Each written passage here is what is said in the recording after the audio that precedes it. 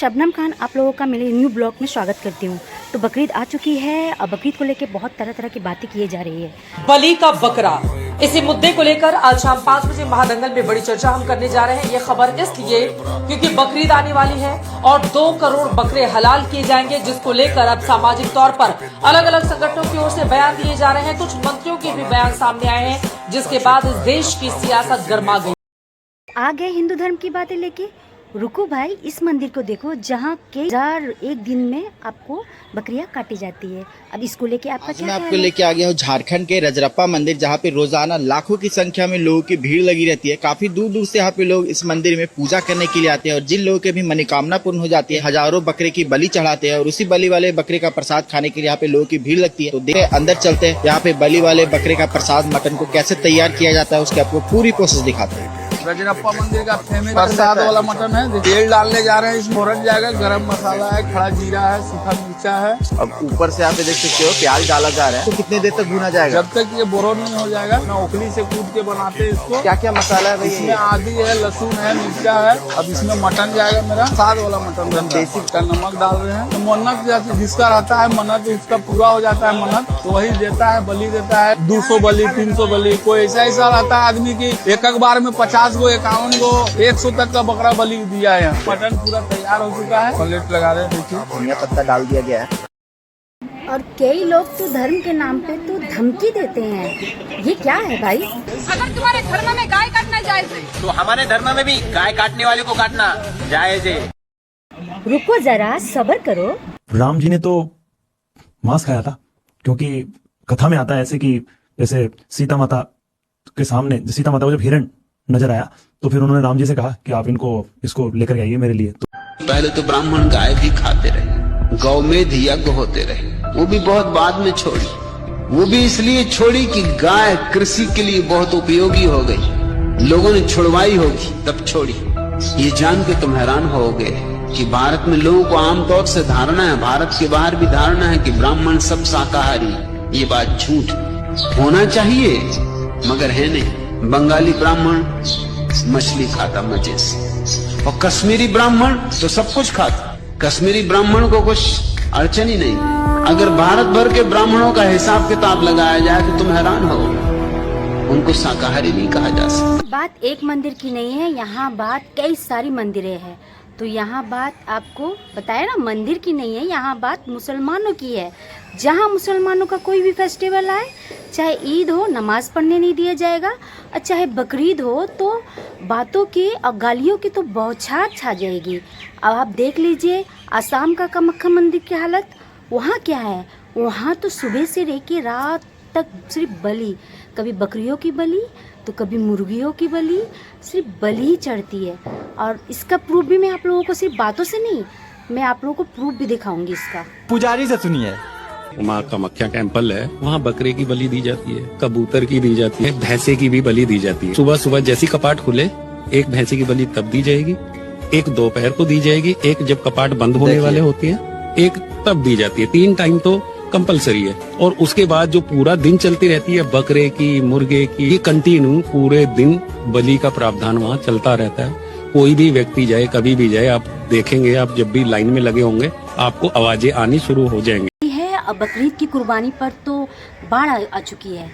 आप देख सकते कि हजारों जो भक्त हैं और हमारे जो नेता लोग हैं वो हजारों तरह की टिप्पणियां कर रहे हैं बकरीद को लेके। ये बीबी है जिनको देवी आती है, और देखिए ये बकरी की बलि मांग रही है। ये क्या डबल रोल है? मुझे मीठा चाहिए तो मीठे पे चला, बकरा चलाई तो जिस दिन मुझे बकरा नहीं मिला तो तुम्हारी बलि ले लूंगी।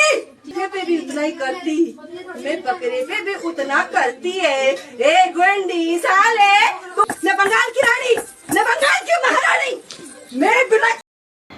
ये क्यों चिल्ला रही है भाई?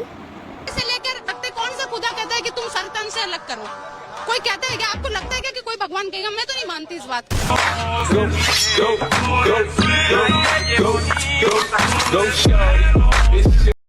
कोई कहता है इको फ्रेंडली बकरीद बनाओ, कोई कहता है कुर्बानी बंद करो, कोई कहता है कि आप लोग क्यों कुर्बानी करते हैं, ये बहुत ही गलत है। तो भाई जो आप लोगों के साथ हो रहा है, जो आप लोग करते हैं वो क्या है? दूध कौन से जानवर का सबसे अच्छा होता है? बेटी, दूध तो भैंस का ही सर्वोत्तम होता है। फिर तो आपको भैंसशाला चलानी चाहिए स्वामी जी। आप गौशाला चलाते हैं और दूध भैंस का सबसे अच्छा बता रहे हैं। वो इसलिए बेटी क्योंकि आपने दूध के विषय में पूछा है, और दूध भैंस का ही उत्तम होता है। तो फिर गाय का दूध स्वामी जी? बेटी, गाय का दूध दूध नहीं, अमृत होता है। और हमारे लिए गाय जानवर नहीं, हमारी माँ है। गऊ को तो तुम शोषण करते हो, उसके बछड़ों के लिए जो दूध है वो खुद पीते हो और कहते हो कि गौ भक्त हूं मैं। भारत अकेला देश है जहाँ गऊओं की सबसे दयनीय दशा है। हड्डी हड्डी हो रही है, मांस सूख गया है और लोग दूध खींचे जा रहे हैं, निचोड़े जा रहे हैं। गऊ को माता कहते हो और उसके असली बेटों से वंचित करते हो और गऊ के बछड़ों को बांध देते हैं पास, कि मुर्दा बछड़ों को बांध देते, मरे मराए बछड़ों में भूस भर के रख देते ताकि गऊ को धोखा रहे कि बछड़ा पास है तो उसके स्तन से दूध बहने लगे। ये कैसी गौ भक्ति? जो आदमी गऊ का मांस खा रहा है वो भी भक्त नहीं है और जो गऊ का दूध पी रहा है वो भी भक्त नहीं, क्योंकि दोनों शोषण कर रहे हैं गऊ का। कोई पशु बचपन के कुछ समय के बाद दूध नहीं पीता, सिर्फ आदमी को छोड़कर। सभी पशु दूध पीते हैं अपने माँ का, लेकिन दूसरों की माताओं का दूध सिर्फ आदमी पीता है। सच तो यह है जब तक माँ के स्तन से बच्चे को दूध मिल सके बस तब तक ठीक है, उसके बाद दूध की आवश्यकता नैसर्गिक नहीं है। जब रुक्मणी के पिता ने हजारों गांव, हजारों पक्षियों की बलि दी, तब कोई देवता या कोई जो गुरु है वो उसने आवाज़ क्यों नहीं उठाई? तब किसी ने कुछ क्यों नहीं बोला? और किताबों में लिखा है तब अभी तक कोई आवाज़ क्यों नहीं उठाता है? सिर्फ मुसलमानों के ऊपर आवाज़ उठाना क्या आसान है? ये सोचना बहुत जरूरी है। ब्रह्मवैवर्त पुराण श्री कृष्ण जन्म खंड अध्याय 106 श्लोक नंबर 61, 62, 63, उसमें क्या लिखा कि जिस दिन श्री कृष्ण का विवाह रुक्मणी के साथ में हुआ तो रुक्मणी के बाप ने बारात को दावत देने के लिए 1 लाख गाय काटी, 2 लाख खरगोश काटे, 3 लाख कछुए काटे, 4 लाख हिरन काटे, 5 लाख कस्तूरी वाले हिरन, 6 लाख नील गाय, 7 लाख बकरे, 8 लाख मेंढे।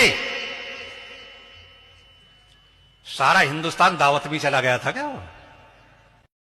अगर आप हिंदुओं की किताब पढ़ेंगे तो आप समझ सकेंगे कि वहाँ गाय का गोश्त, मांस जो कहते हैं उसे खाना मना नहीं है।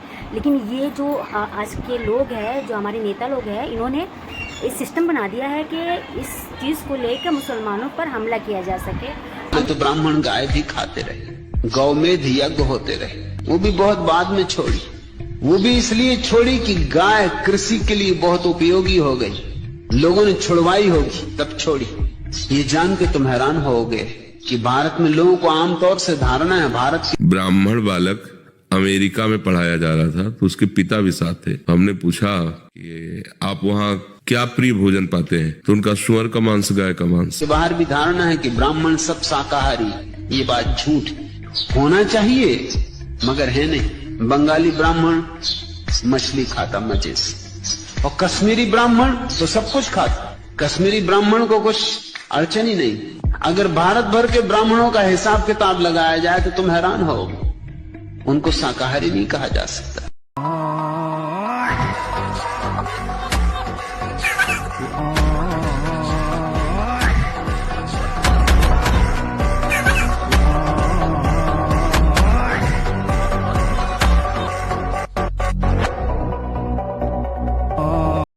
तो बस अब हिंदू मुसलमान मत करें और बकरीद है, शांति से हम लोग हर चीज़ का पावन करेंगे।